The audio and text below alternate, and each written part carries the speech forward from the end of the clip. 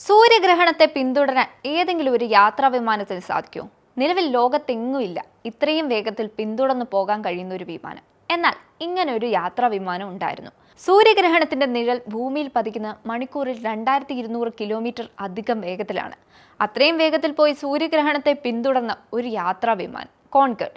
UK-യും ഫ്രാൻസും ചേർന്ന് സംയുക്തമായി നിർമ്മിച്ച സൂപ്പർസോണിക് എയർലൈൻ. 2003 വരെ ഉണ്ടായിരുന്ന ശബ്ദത്തെക്കാട്ടിൽ വേഗത്തിൽ പറന്ന കോൺകോർഡ് വിമാനം. 1973 നടന്ന സൂര്യഗ്രഹണം 7 മിനിറ്റ് നീണ്ടുനിന്ന ദൈർഘ്യമേറിയ സൂര്യഗ്രഹണമായിരുന്നു.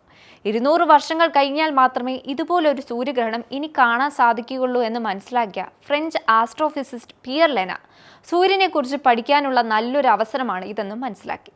അദ്ദേഹം ഒരു പ്ലാൻ തയ്യാറാക്കി. സൂര്യഗ്രഹണത്തെ പിന്തുടരുക എന്ന പ്ലാൻ.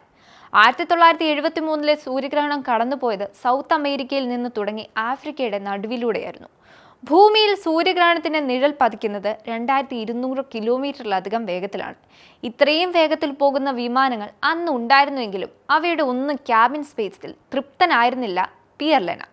തന്റെ പരീക്ഷണ ഉപകരണങ്ങൾ വെക്കാൻ ക്യാബിൻ സ്പേസ് ഉള്ളതും സൂപ്പർസോണിക് സ്പീഡിൽ പറക്കാൻ കഴിയുന്നതുമായ വിമാനങ്ങൾ അന്വേഷിച്ചു വരികയാണ് അന്ന് പരീക്ഷണ ഓട്ടങ്ങൾ നടത്തിക്കൊണ്ടിരുന്ന കോൺകോർഡ് എന്ന വിമാനത്തെപ്പറ്റി അദ്ദേഹം കേട്ടത്.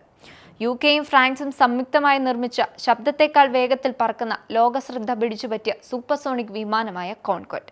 60,000 അടി ഉയരത്തിൽ 2170 കിലോമീറ്റർ വേഗത്തിൽ കോൺകോർഡിന് പറക്കാൻ സാധിക്കുമെന്നറിഞ്ഞ പിയർ ലെന അന്നത്തെ കോൺകോർഡ് ടെസ്റ്റ് പൈലറ്റായിരുന്ന ആൻഡ്രോ തുർക്കോട്ടിനോട് തന്റെ ആശയം വിവരിച്ചു. ഇതൊരു നല്ല അവസരമാണെന്ന് മനസ്സിലാക്കിയ തുർക്കോട്ട് ഈ ആശയം ഫ്രഞ്ച് എയറോസ്പേസ് കോർപ്പറേഷനെ അറിയിച്ചു.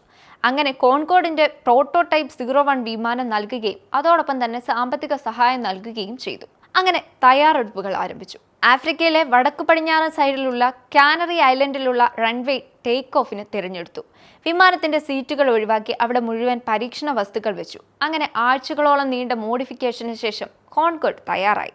1973 ജൂൺ 30 രാവിലെ 10:08 കാനറി ഐലൻഡിലെ റൺവേയിൽ നിന്ന് കോൺകോർഡ് പറന്നു വരുന്നു. കൂടുതൽ വേഗത്തിൽ സൂര്യനൊപ്പം പറക്കാൻ കോൺകോർഡ് തയ്യാറായി. സൂര്യഗ്രഹണത്തിന്റെ ഒത്ത നടുക്ക് ഇരുട്ടിൽ കോൺകോർഡ് സൂര്യഗ്രഹണത്തെ പിന്തുടർന്നു. 74 മിനിറ്റ് കോൺകോർഡ് സൂര്യഗ്രഹണത്തിനെ മൊത്തം ചുറ്റി സഞ്ചരിച്ചു. ശാസ്ത്രജ്ഞർ തങ്ങളുടെ നിരീക്ഷണങ്ങൾ നടത്തി. ലോകത്തിൽ ഏറ്റവും കൂടുതൽ സമയം സൂര്യഗ്രഹണത്തെ നിരീക്ഷിച്ചത് കോൺകോർഡിലുള്ള ശാസ്ത്രജ്ഞന്മാർ ആയിരുന്നു. ഭൂമിയിൽ 7 മിനിറ്റ് മാത്രം ദൃശ്യമായിരുന്ന സൂര്യഗ്രഹണത്തെ 74 മിനിറ്റ് പിന്തുടർന്നു. ആ റെക്കോർഡ് ഇതുവരെ ഭേദിക്കാൻ മറ്റാർക്കും സാധിച്ചിട്ടില്ല.